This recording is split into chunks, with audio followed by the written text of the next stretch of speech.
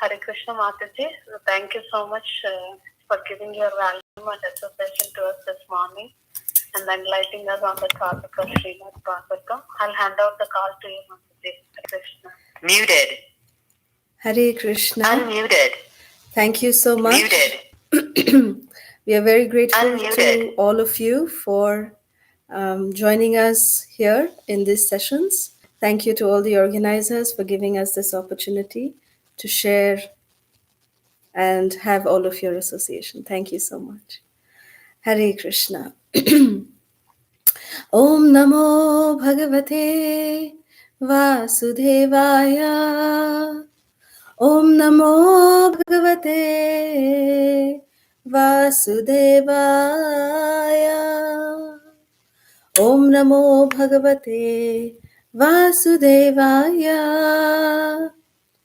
Narayanam Namaskrityam Naram Chaiva Narottamam Devim Saraswatim Vyasam Tato Jayamudiraye Nashtaprayeshu Abhadreshu Nityam Bhagavat Sevaya Bhagavati Uttama Shloke Bhakti Ruptinaishtiki Krishnaya Vasudevaya Devaki Nandanaya Cha Nandagopakumaraya Govindaya Namo Namaha Nama Pankajanabhaya Nama Pankajamaline Nama Pankajanetraya Namaste Pankajangraye Hare Krishna Krishna Krishna Hare Hare Hare Rama Rama Rama Hare Hare. Reading from Srimad Bhagavatam, Canto 4, entitled The Creation of the Fourth Order. Reading from chapter 25, the description of Maharaj Puranjana. Reading from text 26 through 28. Text 26. Katvam kanja pala shakshi kasyasiha kutasati Imamupaparim bhiru kim chikir shashi samshame. Translation: My dear lotus-eyed, kindly explain to me where you are coming from, who you are, and whose daughter you are. You appear very chaste. What is the purpose of your coming here? What are you trying to do? Please explain all these things to me. Text 27. My dear lotus-eyed, who are these 11 strong bodyguards with you? And who are those 10 specific servants?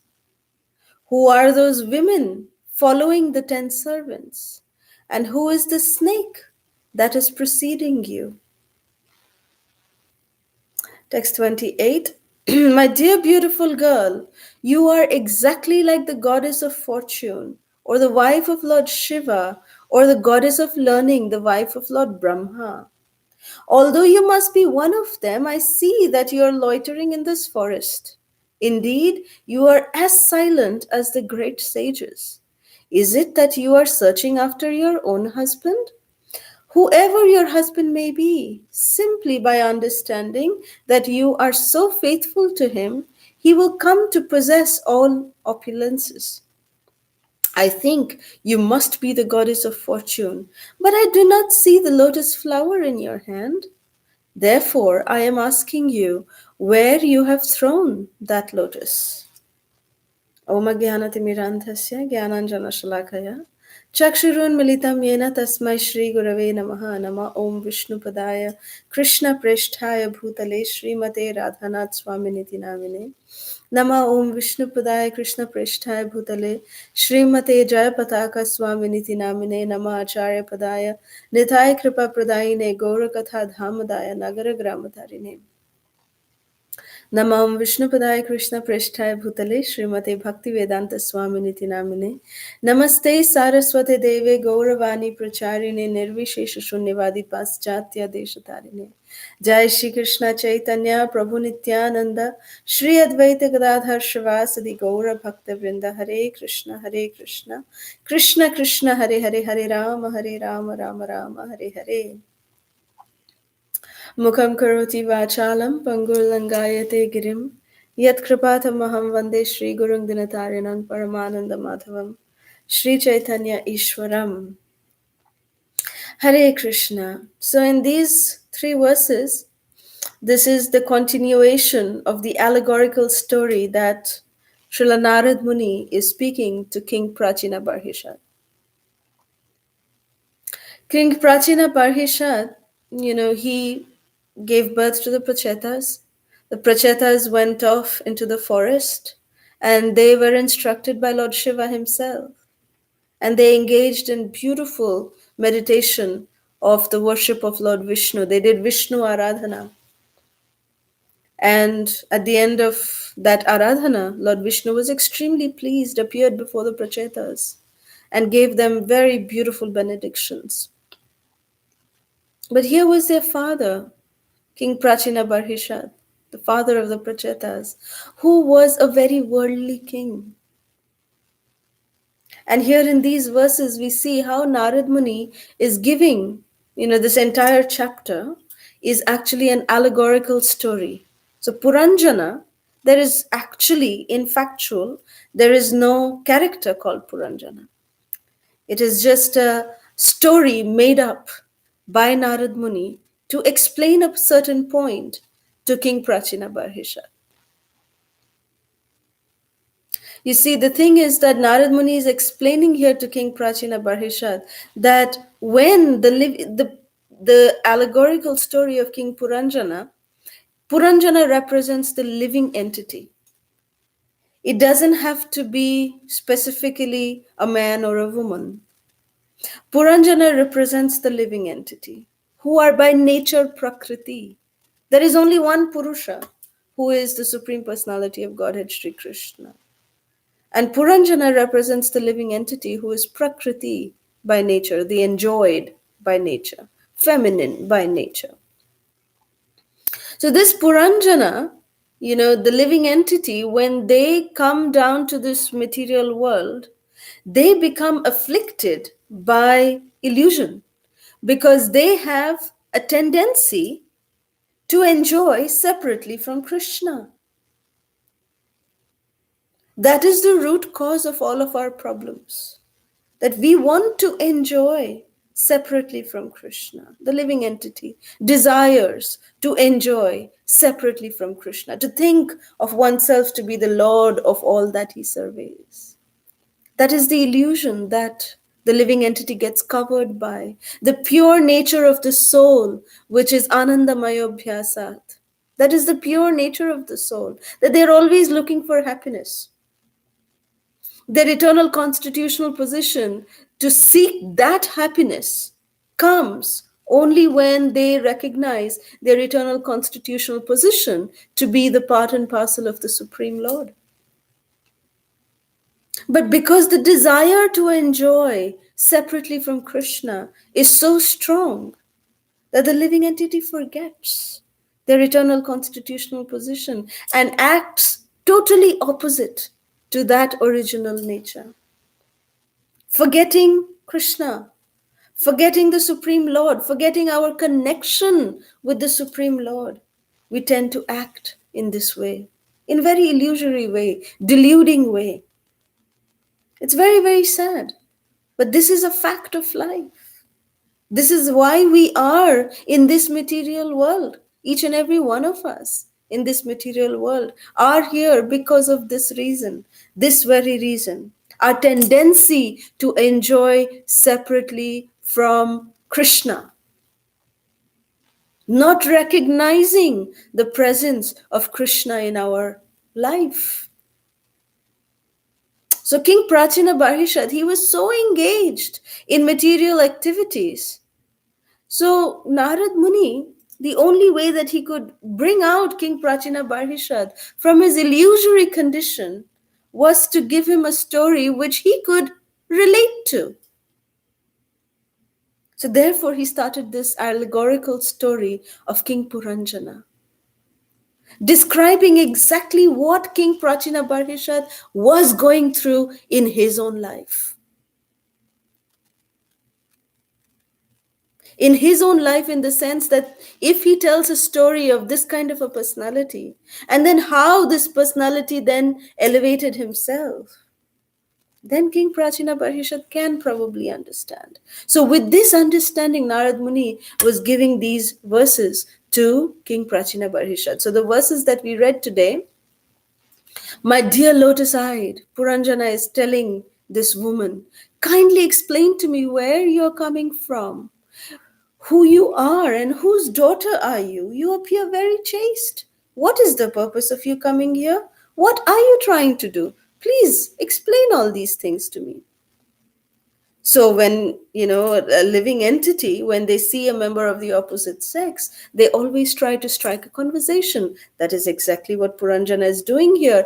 And here, Srila Prabhupada in the purport, Srila Prabhupada, he is talking about the highest goal of the objective of the life of the allegorical story of King Puranjana. Because Srila Prabhupada here in the purport is talking about Athato Brahma Jigyasa.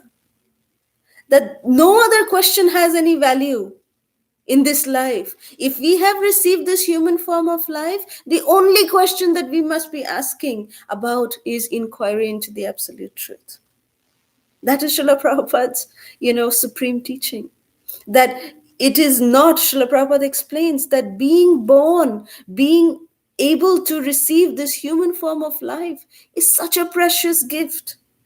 Srila Prabhupada explains, it is a very special gift. Therefore, the first aphorism of the Vedanta Sutra is Athato Brahma Jigyasa. Athato means therefore, now, therefore, inquire into the absolute truth.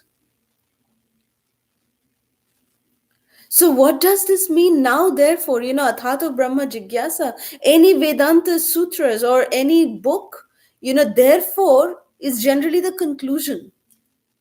After we start a book by saying once upon a time, right? But here is the Vedanta Sutra which starts with therefore, which starts with conclusion. Why does it start with a conclusion? It starts with a conclusion because it is explained that now, because you have got the human form of life, therefore inquire into the absolute truth. The human form of life is therefore. That because we have this human form of life, the only question that we need to be asking in this human form of life is inquiring into the absolute. Otherwise, Srila Prabhupada explains in the purport that we will just go with our life with just following, what animals do. Animals are engaged in eating, sleeping, mating, and defending. Then human beings are also doing the same thing. Eating, sleeping, mating, defending. Then what is the difference between animals and human beings? Do we qualify ourselves to call ourselves as human beings just because we are doing the same thing that the animals do? But maybe we are doing it in a much more sophisticated way. We can be at best called animal the great. We cannot be called human being. Just because we are eating, the animals are eating, raw food, whatever they get off the street, they're just eating.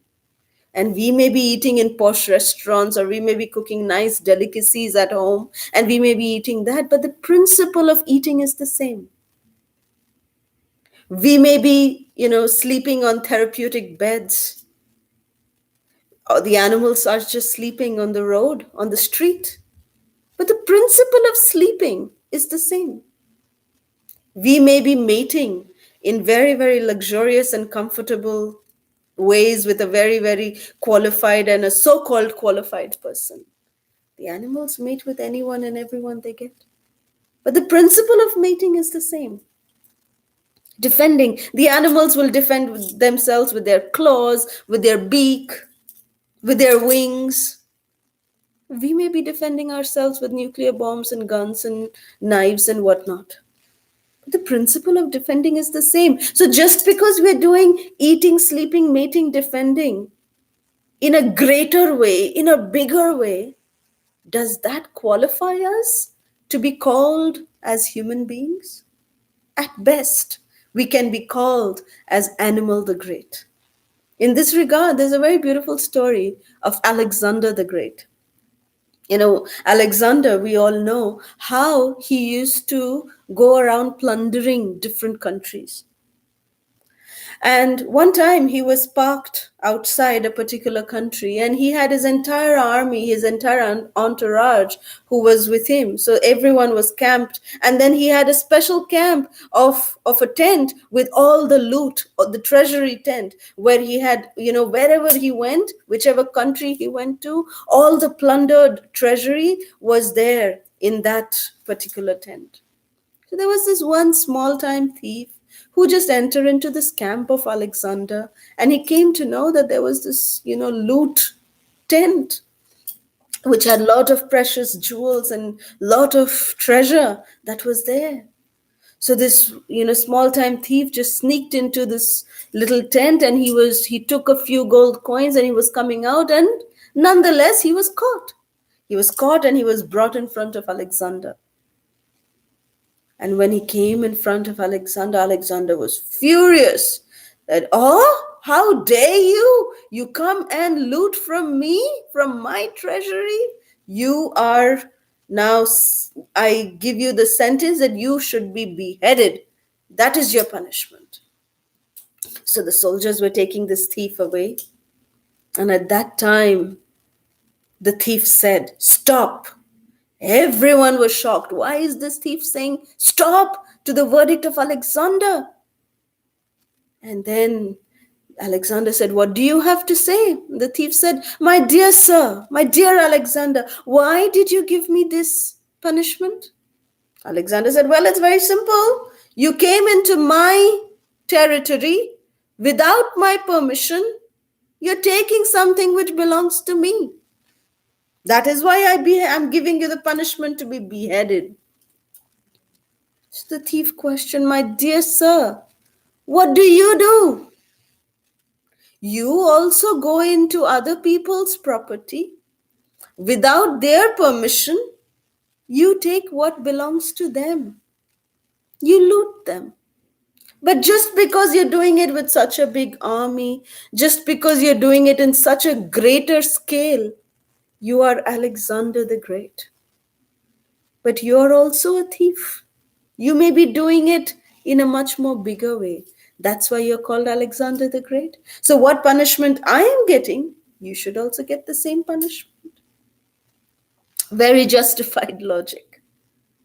So in similar way, if we are as human beings also doing the same thing that the animals are doing, but just in a greater way, in a bigger way, in a more sophisticated way, we can at best be called animal the great, not human beings, definitely not human beings. If we just limit our actions to eating, sleeping, mating, and defending. Human life is meant for something much, much more higher, to inquire into the absolute truth.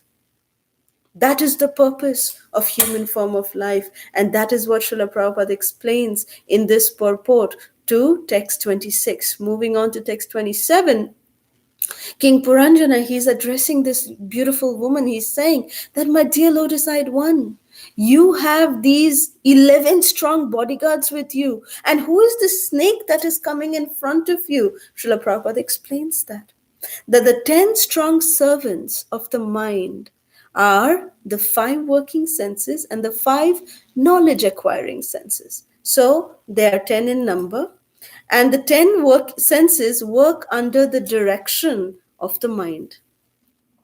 So these 11, the mind and the 10 senses combine to become the 11 strong bodyguards. And the hundreds of women under the jurisdiction of the senses are addressed here as Lalanaha. The mind works under the intelligence, and under the mind are the 10 senses. And under the 10 senses are innumerable desires to be fulfilled. So those are the maid servants who are following these 10 bodyguards, which are innumerable desires that need to be fulfilled. But everything depends on this snake who is going in front of the lady.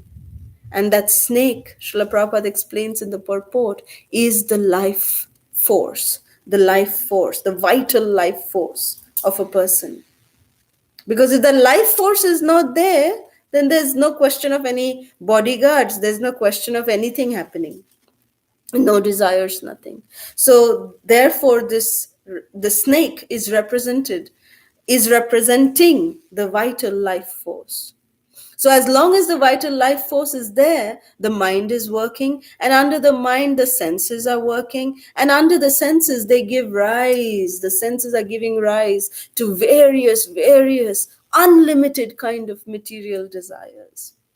So this is what is explained in this particular verse in text 27. And text 28 is exactly where King Puranjana is asking that, he is actually now kind of glorifying this woman by calling her, are you the wife of Lord Shiva or the wife of Lord Brahma? Or are you the wife of, are you directly the goddess of fortune? Srila Prabhupada is explaining in the purport, the first statement Srila Prabhupada makes, he's saying that everyone thinks that his intelligence is perfect. That is the illusion that everybody in this world is. Everyone feels that, oh, I am right, the entire world is wrong. Everybody else is wrong. Nobody can be as right as me. I am perfect. We can never find any fault with us, but we are so expert in finding faults with others. We can write theses, we can write medical journals after journals after journals just to tell what could be the bad things that the entire world is filled with. What is wrong with the world? We can write, we can, go on speaking, that this is what is wrong with the world. But can we point out one bad quality in ourselves? It's very difficult to do that. You see, in this regard, I'm always reminded of a joke. There was, when I was growing up in Krishna consciousness, there was this one book called Goloka Joke Book. Very beautiful, very nice practical jokes were there on devotee life. And there was this one joke there specifically, that there was a big festival going on, and devotees from all over the country came to this particular festival. And the ladies, they always have a tendency to gossip and say that, oh, I have a bigger gun than you. So they always like to glorify themselves. So, but as devotees, they said that, okay, we'll not glorify ourselves, we'll glorify the devotees. So then they started saying, oh, my temple president, from which temple I belong, my temple president is so learned. You give him any topic you give him, he can speak for hours together. That's how, great, qualified, and amazingly, spiritually advanced my temple president is. You see, the basic quality of women, sorry to say this, even I'm in a woman body, but generally in women body, we feel that, or it's not just in woman body, but sometimes this nature of this material world is that whatever I possess is the best. and whatever the rest of the world has is the worst kind of thing. That's the nature of this material world. I am the best, everyone in the world is horrible. No good qualities. So, as devotees, we purify that tendency, but still, that pride never goes. So, this Mataji, she was glorifying her temple president that, oh, he is so great. He's so great because he's my temple president. That's why he's so great. That you give him any topic, any subject you give him, he can speak for hours together, he can speak for. So, there was one more Mataji who was listening, and she was like, oh my God, what am I going to say now? And she said, my temple president, he is so learned, he can speak for hours together without any subject. That's the joke. So it's like, just because, we have to say something, just to prove our point, we can say anything, just to make us look good in front of everyone. I need to possess the best things. That is the disease of this material world. That is the kind of illusion that we are in, that we need the best. I am the best. I have the best husband. I have the best wife. I have the best children. I have the best kind of parents. This situation that I am in is the best that I could ever have. Look at my humility. I'm not proud of this. Look at that humility of mine. I am not proud of it at all. We are proud to be humble. That is the disease of devotees, at least like me. I can say this for myself. That we are proud to be humble. So we should get out of that kind of mentality. Remove the I from the equation. Srila Radhanath Swami Guru Maharaj makes a very, very profound statement. He says that humility is not to think less of oneself, but it is to think less about oneself. Very powerful statement. Meaning that just because we are humble, we keep saying, oh, I am so humble, I am so humble, I am not doing this, I am not doing that, I am, look at the fallen condition that I am in. You're still thinking about I. So Radhanath Maharaj is saying, humility is not thinking less of oneself, but to think less about oneself. Think more about Krishna. Think more about other devotees. Think how you can serve other devotees.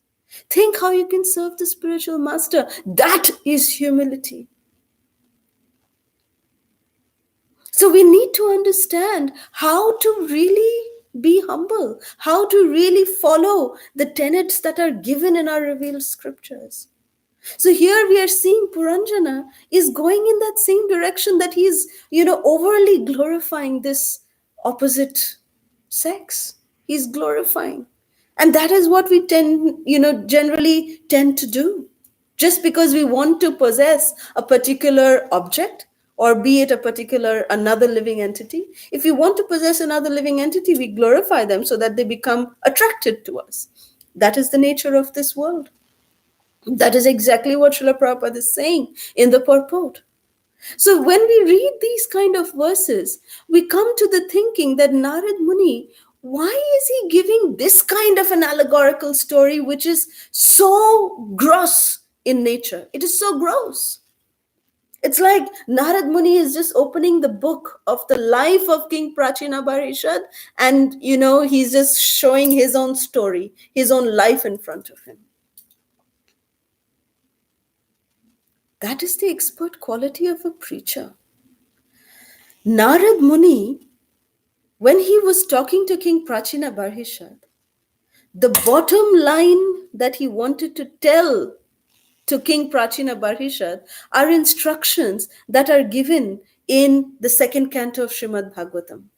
You see, the second canto of Srimad Bhagavatam, in chapter 1, in text 2, Shukadev Goswami is telling Parikshit Maharaj, Shrota Vyadini Rajendra, Nrinam Shanti Sahasrasha, Apashyatam Atma Tattvam Griheshu Grihamedhinam.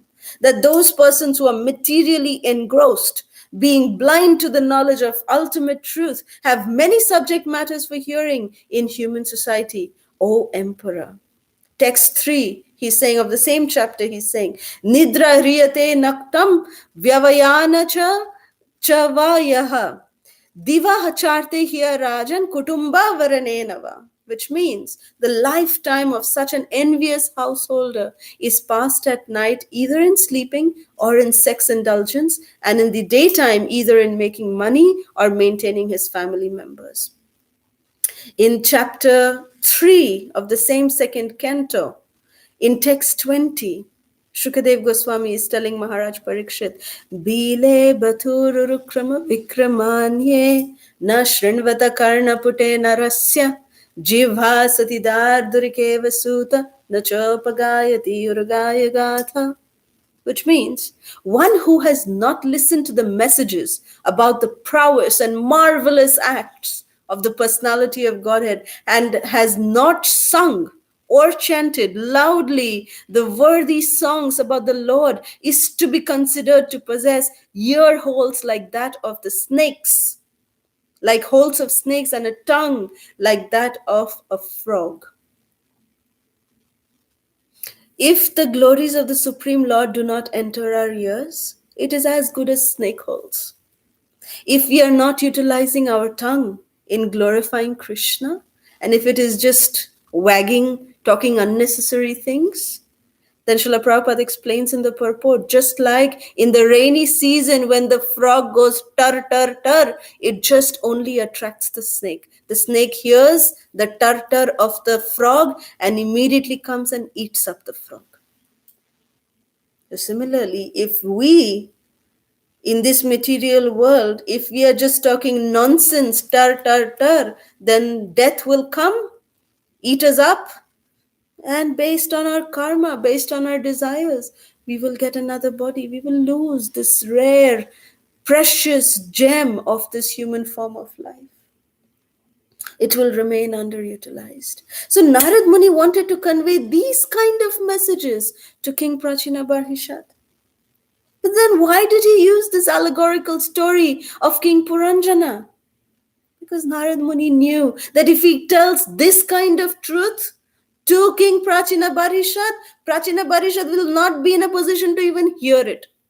He'll not be even in a position to even understand it, to grasp it, to understand it, to process this information. Because Prachina Barhishat is not at this level to understand.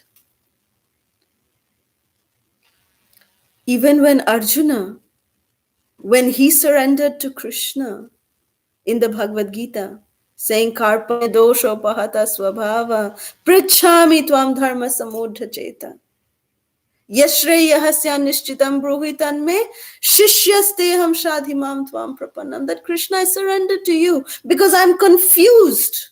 With my own arguments, I have ended up becoming confused. So now you tell me, what should I do?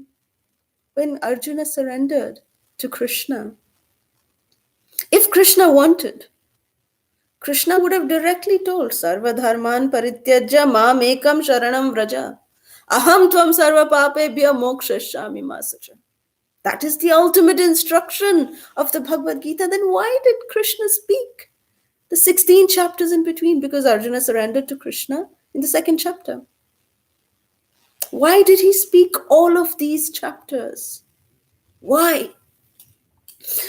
Krishna started from karma, then karma yoga, then dhyana yoga, ashtanga yoga, and then he finally brought him to the position, the platform of bhakti yoga. Because Arjuna was at that level. Arjuna is representing the living entity, that we have to be gradually elevated. So similarly, the preachers, like the great preacher, like Narad Muni. Narad Muni is so expert a preacher because he is so dear to the Lord. He is such a personality. Narad Muni doesn't live a life for himself. Narad Muni lives a life for others. He is so blissful in always chanting Radhika Raman, Radhika Raman, Radhika Raman, Radhika Raman. So Narad Muni, he is traveling all of the space. He is traveling all of the worlds just by singing Radhika Raman. This is the glory of Narad Muni. Narad Muni is not stationary in one place. He is always moving in different creations, trying to deliver every living entity. Narad Muni has disciples starting from various animal species like the snake.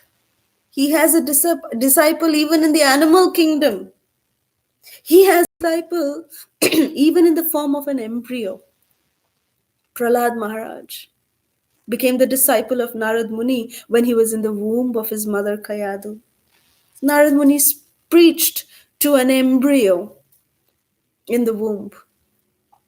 Narad Muni spoke to great kings, great, Rajarshis, making them devotees, like Maharaj Prachina Barhishat. This is the great nature of Narad Muni because Narad Muni is so intimately connected with Krishna. So he knows, when he approaches a living entity, Narad Muni is revealed by the Paramatma in the heart of that particular living entity, the level at which that particular living entity is at. And then Narad Muni just speaks. He speaks in such a way that he'll be able to elevate that person to the purest platform of pure devotional service to Krishna.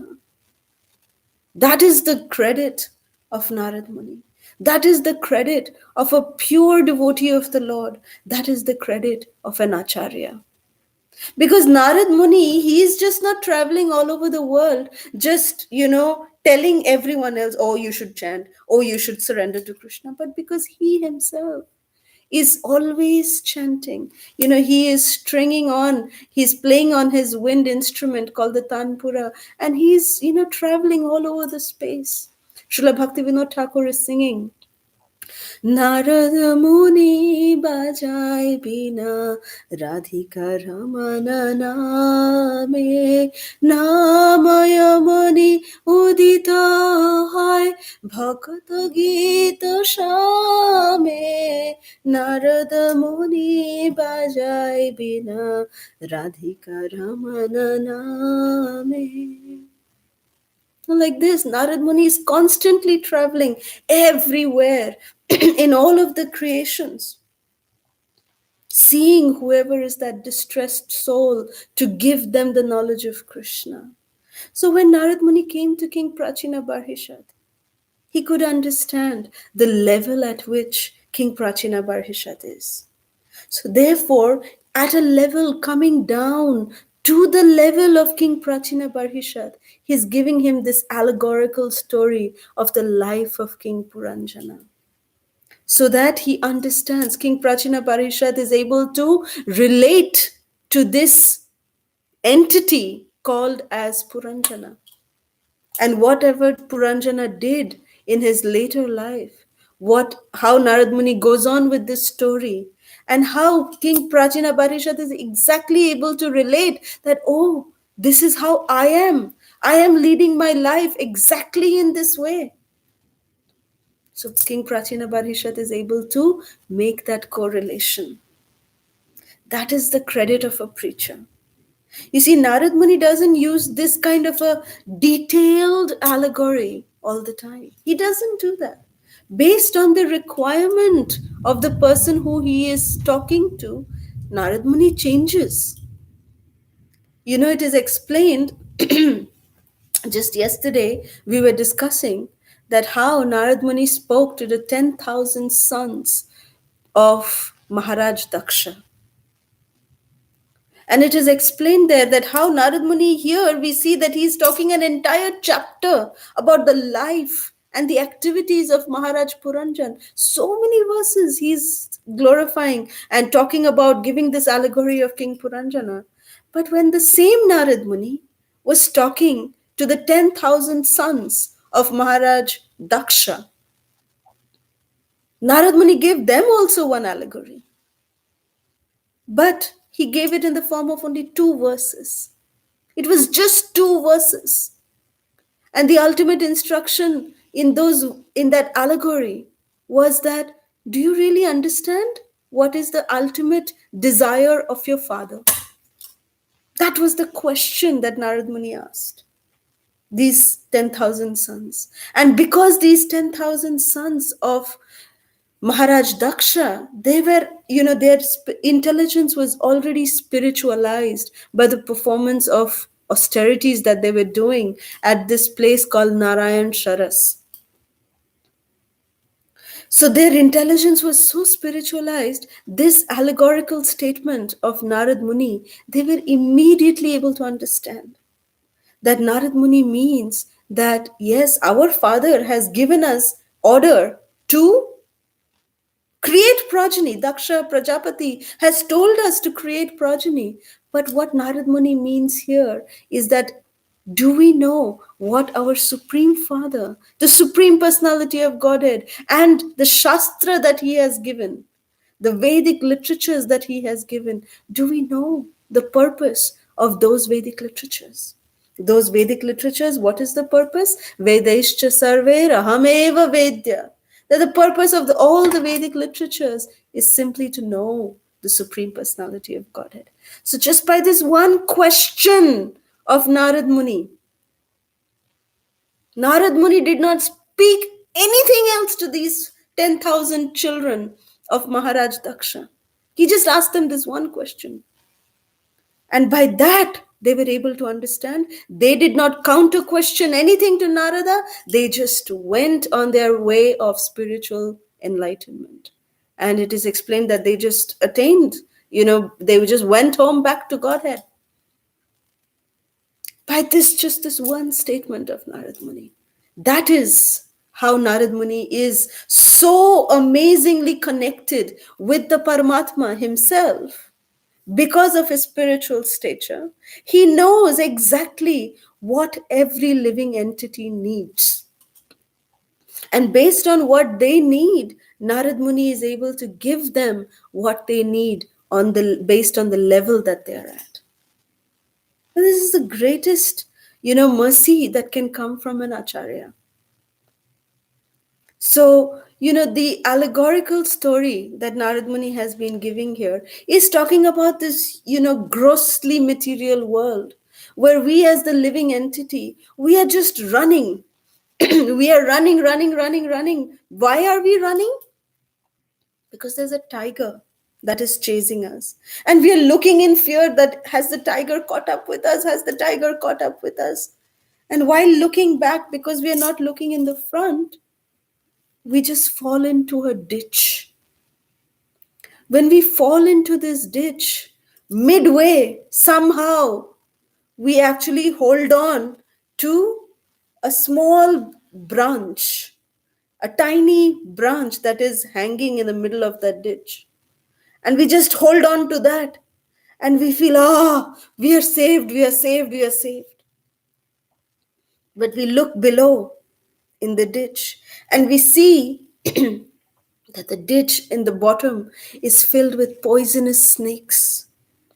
And the tiger has already reached the top of the ditch. The tiger is right up there, waiting for us to get out of the ditch, and he will pounce upon us. And then suddenly we see that there are two mouse.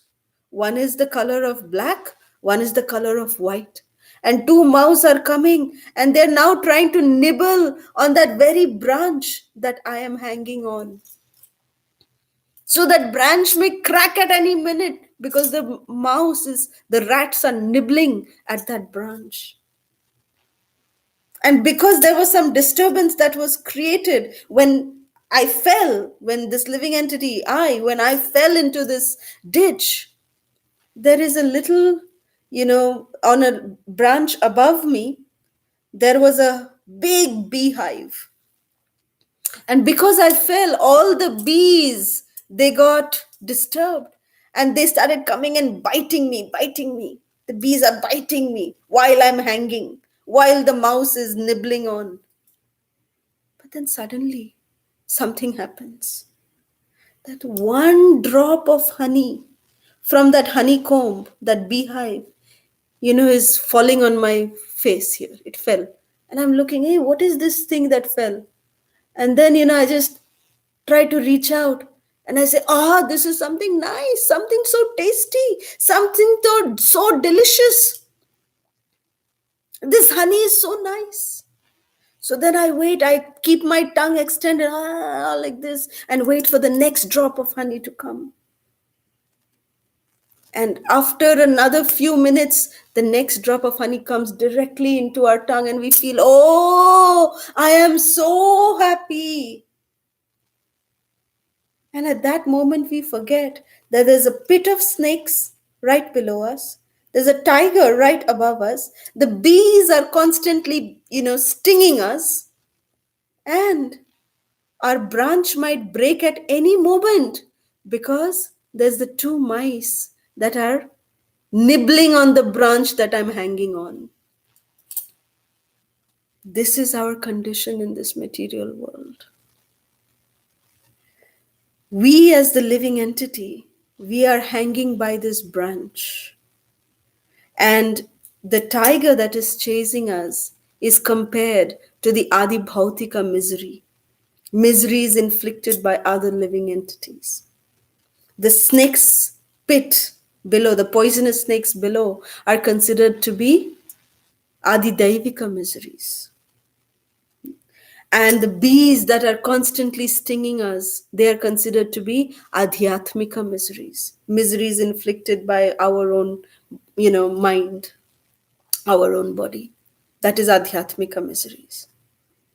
And the two mice that are coming, the white mice and the black mice is night and the white mice is day. So by day and night, our time is getting exhausted. We are losing out on time. Death can come at any minute. Any moment we can die. But what are we looking for? That little drop of honey.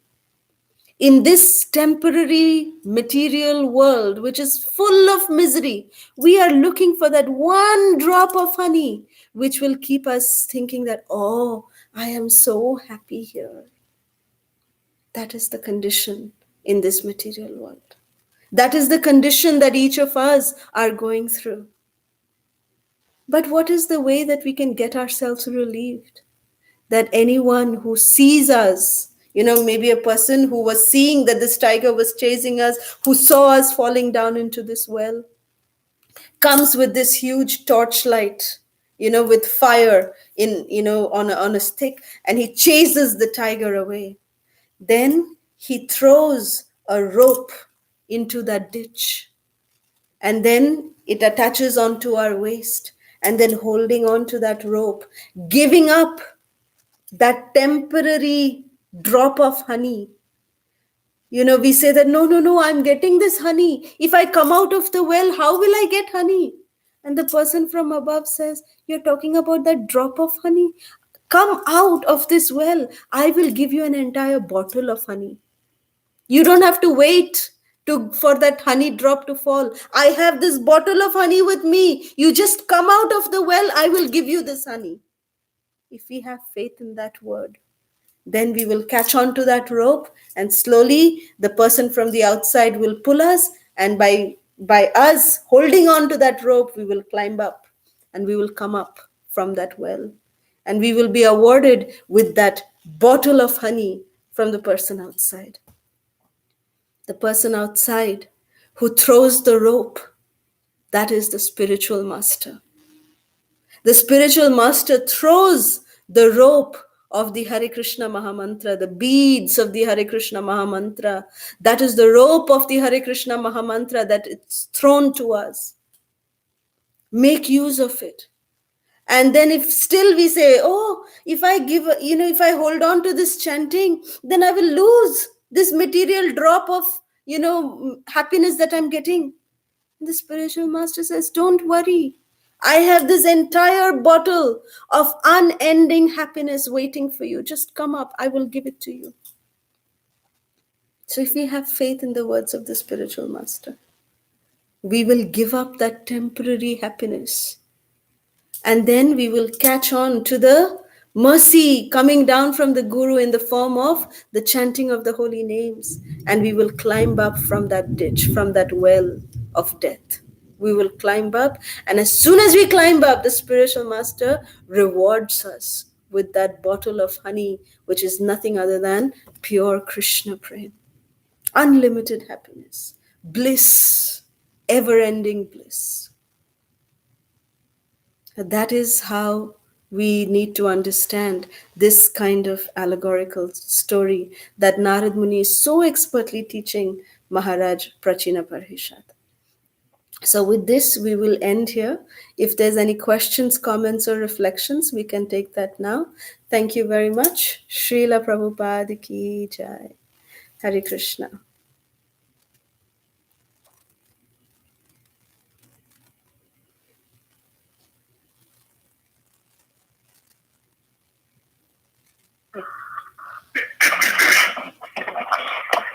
Hare Krishna Maharaj, thank you so much for running this class. If anybody has any questions or realizations, please go ahead.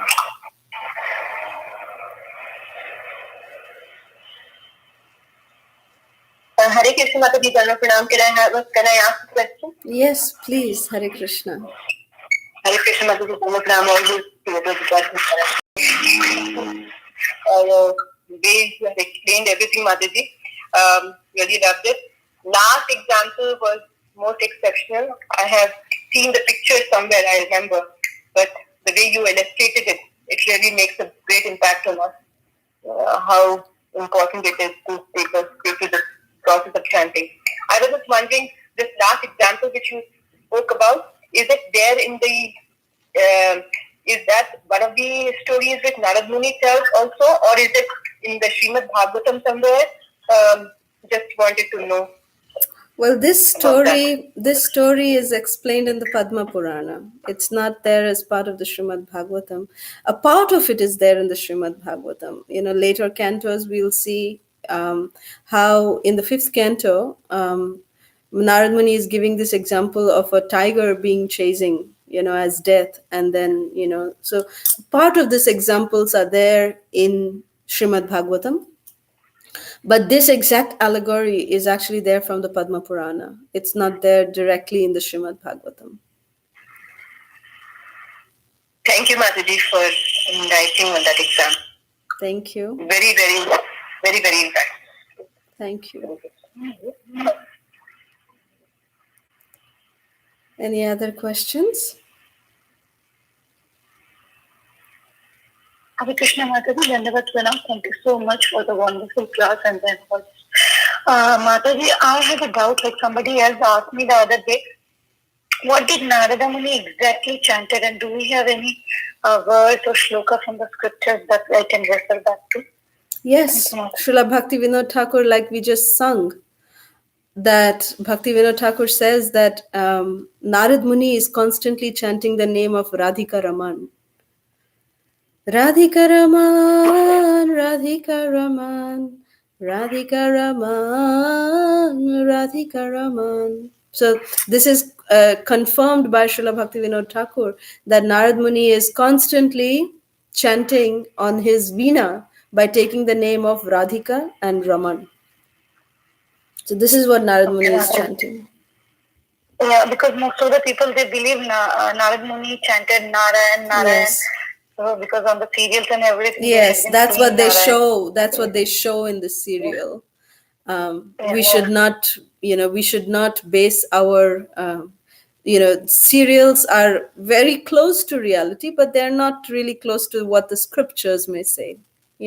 So Narad Muni also is portrayed in those serials in a very offensive way, that he is the one who comes and causes the trouble. He's the troublemaker. And Narad Muni is not really a troublemaker. He comes, he has specific purposes, that he comes for. And the reason why he sometimes apparently, looks like he's causing trouble is because he wants to accelerate the Lord's appearance. That's why he comes. Because he's the one who came and told Kamsa when Kamsa left, and he said, oh, when Vasudev came with their firstborn child, Kamsa was so pleased with Vasudev, and he said, oh, Vasudev, you kept your promise. I am so happy with you. Thank you, thank you. You did so good. So now I actually don't have any fear of my life from this first child of Devaki and yourself. So you take this first child back with you. I give him pran dan. Don't worry. I will not kill him. I'll kill your eighth child, but not him. Don't worry. You take him back. So as soon as Narad Muni heard this, that, oh, Kamsa sent the first child back. Oh, no, no, no, no, no. If this happens, then the pot of sin of Kamsa's life will not be filled, and Krishna's coming will not be accelerated. So then Narad Muni came to Kamsa and he said, my dear Kamsa, and he presented an 8-petaled flower to Kamsa. And then Narad Muni asked Kamsa one question. He said, my dear Kamsa, tell me, which is the first petal and which is the 8th petal? And Kamsa started scratching his head. Oh no, Narada, what's wrong with you? Okay. Then he just swarmed back into the palace of Devaki and Vasudeva and he killed their firstborn child. So Narad Muni did that. But why did he do that? He did that because Krishna can come sooner.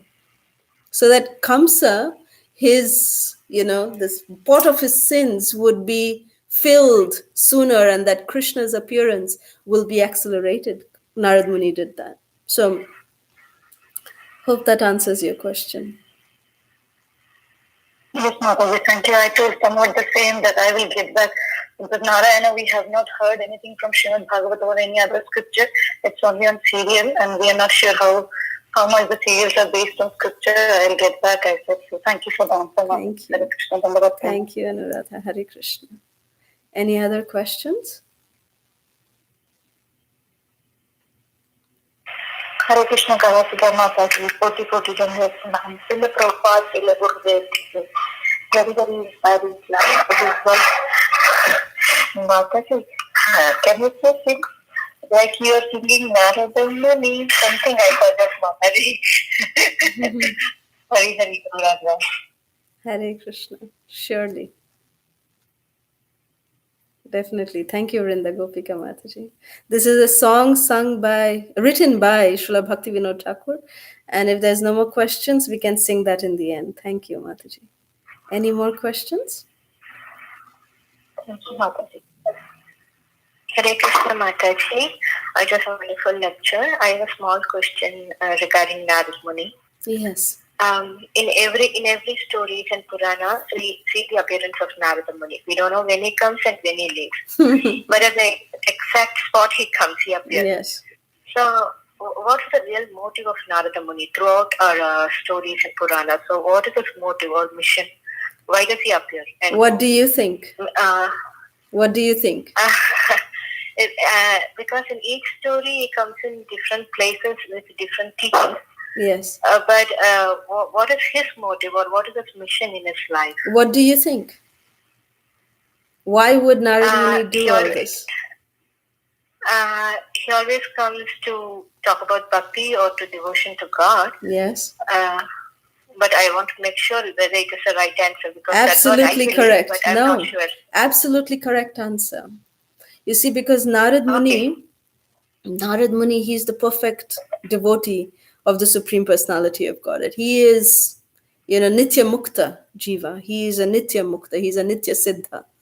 And Narad Muni, as the perfect servitor of Krishna, because he is so blissful in his position serving Krishna, that he wants to share that happiness with everybody else. He wants everybody else not to be satisfied with the temporary arrangements of this, the temporary happiness in this world. He wants everyone to experience what he is experiencing, which is spiritual bliss. That is the purpose of Narad Muni. That's why he doesn't even have a residence. Narad Muni doesn't have a home. He is just a constant time traveler. Wherever he is needed, he appears there. And he knows exactly where he needs to appear because of the way that he is so deeply connected with the Paramatma guides him that this particular living entity is in need of you, Narad Muni. Please go and help him. Krishna guides such a soul. And Narad Muni just appears there just for the benefit of delivering that particular conditioned soul, reviving their lost Krishna consciousness, and giving them pure Krishna prem and getting them back home, back to Godhead. That is the purpose of Narad Muni's life. And if you see that that is the purpose of the life of Srila Prabhupada, that is the purpose of the life of all of our Guru Vargas. They live a life not for themselves, they live a life for others.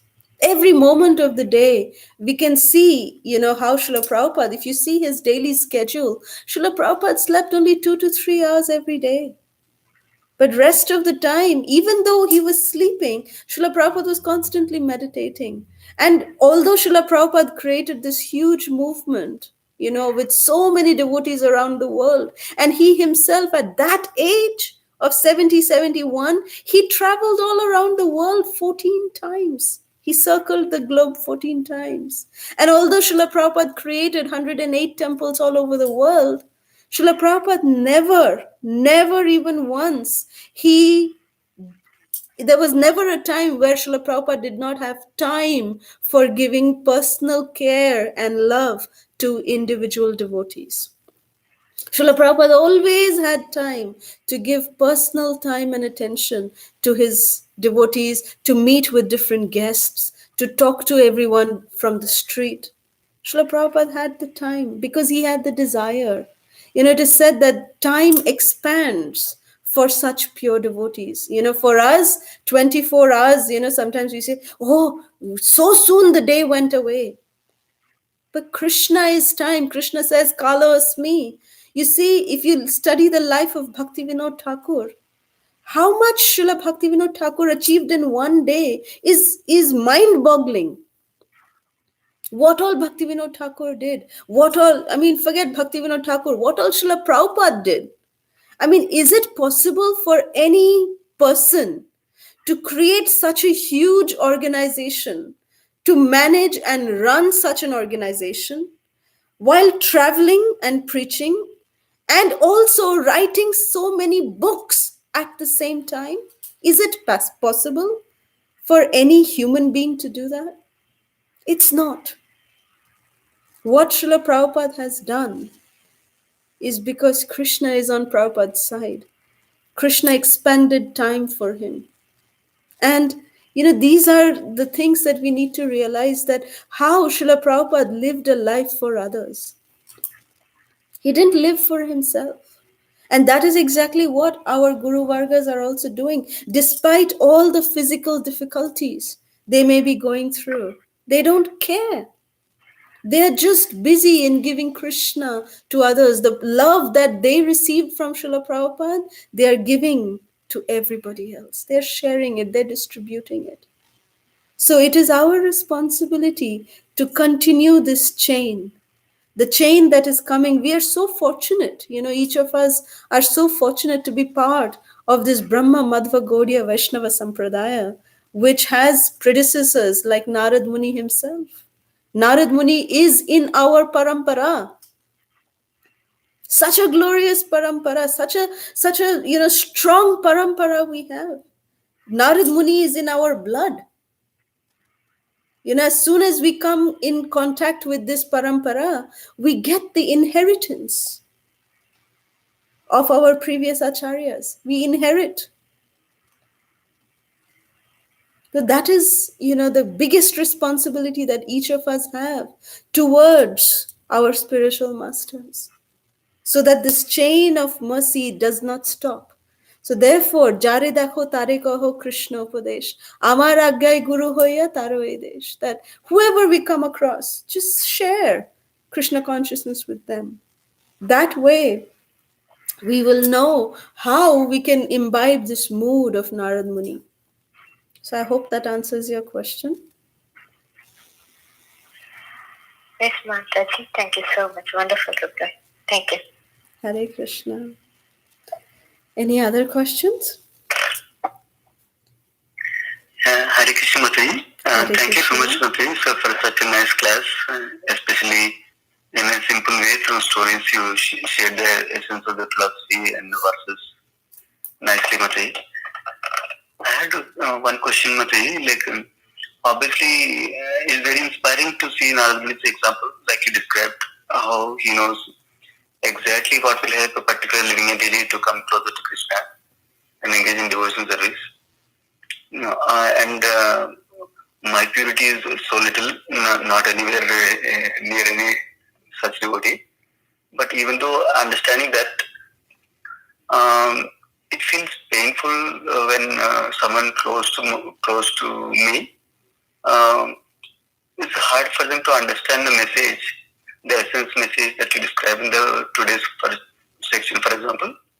The essence message of how sense gratification doesn't lead anywhere, material happiness doesn't lead anywhere, but devotion service is the best, and the human form of life is so valuable. So when you take to devotion service, when so understanding that when someone is not able to take up the basic sadhana practices also, um, even though they understand little bit, but still it feels like they cannot understand the depth of it or value of it, and they're still attached to sense gratification. What would help such people to come to a stage of at least considering to do some sadhana? If you could share some things, that will be helpful for me, Mataji. Thank you. Very, very nice question, Prabhu. Very nice practical question. I really thank you for asking this question. If I may ask, that this recipient is a family for you? Yes, Mataji. I was actually thinking about two scenarios. Mm-hmm. One is my son itself, a teenager. And the second scenario I was thinking about is another devotee in the community Okay. who has who values process, but not able to start the chanting, for example. Those are the two scenarios I was thinking, Mataji, when I was asking this question. Thank you. Thank you for clarifying that. Because if it is our own family, especially if it is our own children, especially if they are teenage children, then the equation completely changes, Prabhu. Completely changes. Um, for our teenage children, the only thing that we need to do for our teenage children is give them ample amount of prasadam. Just give them prasadam. Because teenage children, at that age that they have a natural tendency to rebel, you know. They have a natural tendency to go against anything that the parents may say. That's the age that we are in. I mean, let's not forget that we were also once in our teenage years, no? Just imagine how we were when we were in our teenage years. So, and added on with the new material circumstances when we were growing up as teenagers, at least, you know, when I was growing up, I did not have access to computers, nor no, I had access to computer, but didn't have cell phones, I didn't have smartphones, none of that. But nowadays children, they have all of this at their fingertips, you see. So things have changed, situations have changed, people have evolved, become more technological, you know. So with this kind of generation, how to give them Krishna in a more fun way, in a more realistic way, in a more way that they can accept it. We were having a talk with His Holiness Bir Krishna Maharaj. Bir Krishna Maharaj, and also with His Holiness Hanumat Preshak Maharaj. And Maharaj was giving us an exact scenario of the youth of today. Even devotee children, you know, what really attracts them, keeps them going in their Krishna consciousness is when we start speaking language that they can relate to. What do they relate to nowadays? Hollywood movies. So why can't we give Krishna to them through these Hollywood movies? There are so many movies that we actually have, my Prabhu and myself, we have developed courses for young teenage children based on these Hollywood movies under the direction of these, Maharajas. We have developed such courses because they opened our mind to think like how teenage kids would think. We have developed certain courses which really make children very attracted to the philosophy of Krishna consciousness. We don't present Krishna consciousness to them as like a thing that, oh, we sit here and chant Hare Krishna, we wear sari, we wear dhoti, and it's a very orthodox way of presenting Krishna consciousness. But they want something modern, they want something hip, so we give them that. Krishna is so wonderful that Krishna is the most, hippiest person. He's the most happiest person that can ever be. It's just a question of presenting it. Like Lord Balaram. Lord Balaram in the Srimad Bhagavatam, he is referred to as the fashion icon. Because Lord Balaram, it is said that he wears earring in just 1 year. And the kind of dressing sense that Lord Balaram has, the way it is described, it is, he is the greatest fashion icon. That's Lord Balaram. So we need to, present this to our children. Don't you think if we present this to our children will be attracted to that? Rather, if we tell them, oh, you need to chant Hare Krishna, you need to do this, you need to do that, the need to do this, need to do that immediately turns off their mind. So we need to know how to present Krishna consciousness to our children, especially in our teenage years. So, and having said that, to your friend in the community, getting attracted to chanting the Hare Krishna Mahamantra is to have a one-on-one discussion with him. See if you can share how you yourself, when you were coming to Krishna consciousness, what was the turning point in your life that changed and got you attracted to chanting? Sharing all of that, giving personal anecdotes, sharing what really inspired you at that time, and it's constantly inspiring you even now to go on chanting and following the rules and regulations. Sharing these kind of things is what motivates people. You see, when we speak in the class, when we are speaking to an audience, we speak basic truth, basic philosophy, that yes, we need to chant Hare Krishna, we need to chant 16 rounds, we need to follow the 4 regulative principles. All of this we speak. But when we are speaking one-on-one, it's a very personal thing where we can share our life, how we got into Krishna consciousness, what inspired us, what is continuing to inspire us. These kind of personal stories inspire the other person, that if this person can do it, I can also do it. I can at least give it a try. So in this way, there are many, many things that can be done to try and understand. That is the quality of a preacher, that a preacher tries to understand what is the level of that person who I'm trying to give Krishna to, and speak to them based on that level. Speak to them based on that level, and then gradually elevate them. That is the quality of a preacher. That is the quality of Narad Muni. He is giving the basic message is the same, that Krishna is the Supreme Personality of Godhead, and that the way that we can achieve happiness, the living entity can achieve happiness, is by rendering devotional service to Krishna. This is the bottom line principle. This is the message that needs to be given. But how this message needs to be given, Narad Muni packs it in different way when he presents it to different audiences. That is the quality of a preacher. That how we present this basic message to everyone so that they can accept it. How Srila Prabhupada, how did he affect the hippies? The hippies, they just wanted to be loved. And Srila Prabhupada, when he approached the hippies, Srila Prabhupada did only one thing. He just fed them. He just was like a loving father to them. That love of a father was missing in their lives because they were all abandoned children. Their families had abandoned them. And Srila Prabhupada came and filled that vacuum in their life by giving them, hand cooked meals, by feeding them. Personally, Srila Prabhupada would feed them. 70-year-old man. Srila Prabhupada would make single-handedly, he would make minimum 110 chapatis every single meal. Because each of these boys and girls, they would eat 10, 11 chapatis. How difficult would it be for Srila Prabhupada to do that? But Srila Prabhupada did it.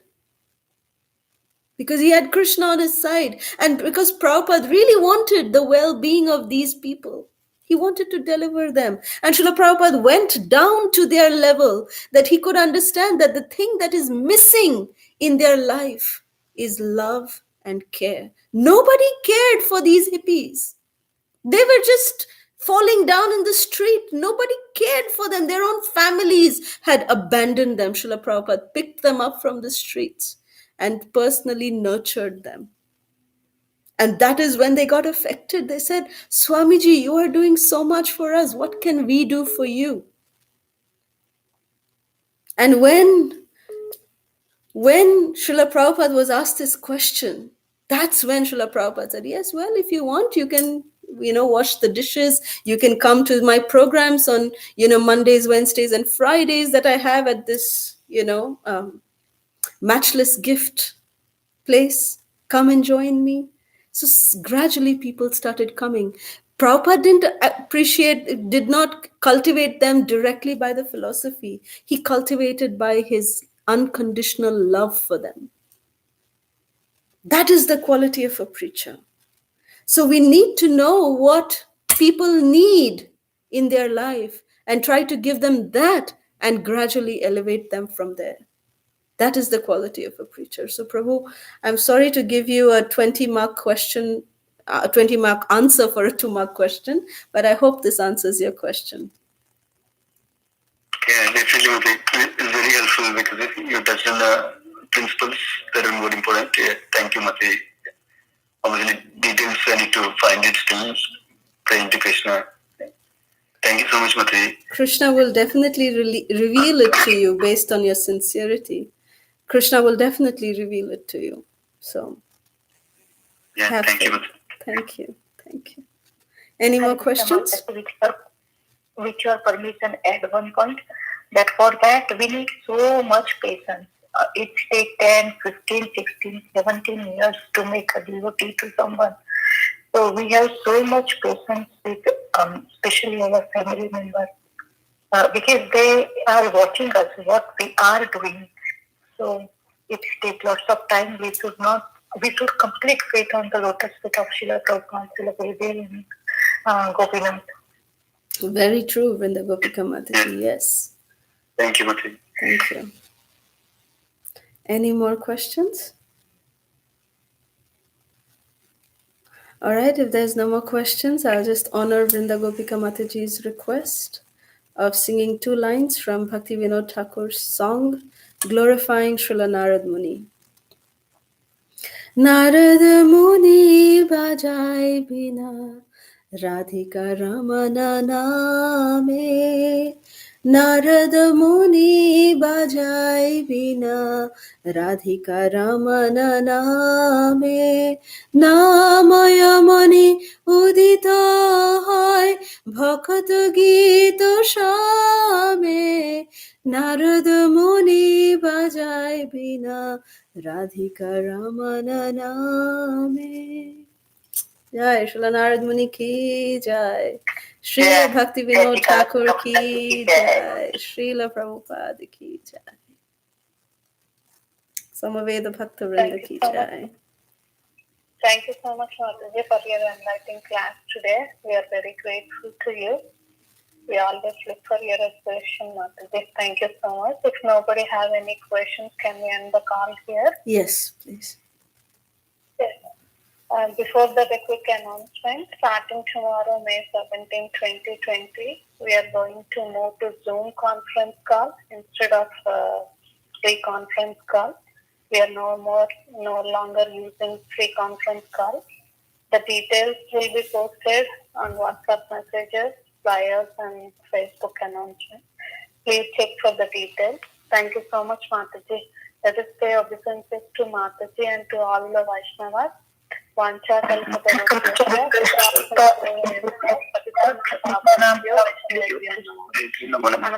Vaishnava Srimad Bhagavatam ki jai, Srila Prabhupada ki jai, Kalasudha Mataji ki jai.